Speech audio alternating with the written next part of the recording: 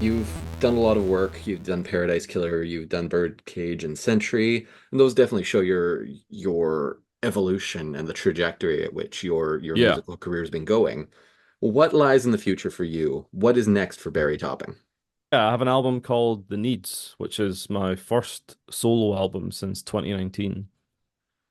And The Needs is a musical sort of continuation of the kind of stuff we were doing on Paradise Killer. And when I say we, I mean me and the other people that worked on the Paradise Killer soundtrack, which is Fiona Lynch, our vocalist, Fabian Hernandez, our sax player, Thomas Temple, our guitar player, and a friend of mine, Kyle, who helped me do the piano arrangement for the song Leaving, which is on Paradise Killer B-sides. So it's a project that has nothing to do with Paradise Killer and nothing to do with Kaizen Gameworks. It's purely a solo musical release, but thematically it's city pop, jazz fusion, video game inspired music through a modern lens. So yeah, over the last, well, I think probably over a period of 6 months, we wrote and recorded 11 songs um, in a much more collaborative way than we had previously. If you want to co-wrote like all the vocals with me, we wrote a lot of lyrics together. She was there when I wrote a couple of songs. Like she contributed some songwriting too.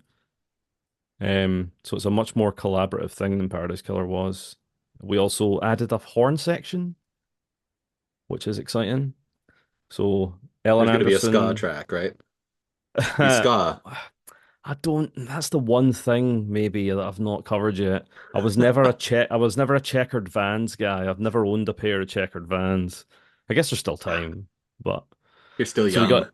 yeah, young enough for ska maybe because a lot of the guys I know that are in the ska are not young. So we had Ellen Anderson, Nicholas Dallin, Simon Fransman. They were our horn section. They contributed to like more than half the tracks. Yeah, and it's just a really cool, really exciting collection of new songs that will be released on Black Screen Records on, I believe, November 14th. So, Black Screen Records? yes, And sorry, you who, said November 14th. yes. So, Black Screen, who I worked with on the previous two Paradise Killer releases, are also handling the release of this solo album. So, if you go and check that out, the vinyl and the tape are beautiful. The thing about the Needs is the name of the album, but it's also the name of our ensemble, if you like. So the going back to the naming convention stuff from earlier, this album's coming out under the Epoch name because that's what people know me as in on streaming terms, right? That's where my audience is. Hmm. So it's an Epoch album, but the Needs is a it's a much bigger deal than it has previously because everyone had much more involvement. Fiona especially. Hmm. So even though this is a solo release, I kind of see the Needs as like our band as well as the name of the album, which is fun Yeah. because it means that potentially we could play some shows. It's possible. Previously, I would have said there's no way I could play Paradise Killer music live, but it's definitely possible now.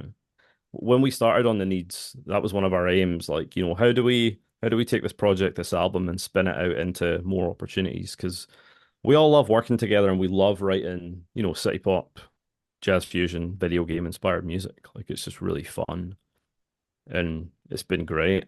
And yeah, I've not written a record in a while. Like writing a record is very different from writing a soundtrack because it feels much more exposed because it's shorter, but also because you have to think about the complete product more. Because in Hmm. a 2 hour soundtrack, you can have some dips and peaks and troughs dynamically, but everything's happening, in a 45-minute wrapper Hmm. on a record. The first single, Heart of the Moon, which again I believe is out now. The B-side to that is a cover of Left Outside Alone by Anastasia. And I don't know what the worldwide popularity of that song is because I heard that Anastasia wasn't allowed to sell her music in America. Even though she's American, she had a contract that forbid her from selling her music in America. So, This is all unfamiliar territory for me, so right. very So yeah, strange. so it was fun getting to do, no spoilers, but we recorded a few covers. The Needs is a really different album for me because it's so personal.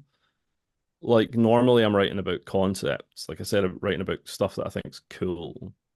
But The Needs is yeah, it's a very personal record, honestly, thematically and lyrically. It's a record about identity and about change, sort of set against the backdrop of summer changing to autumn.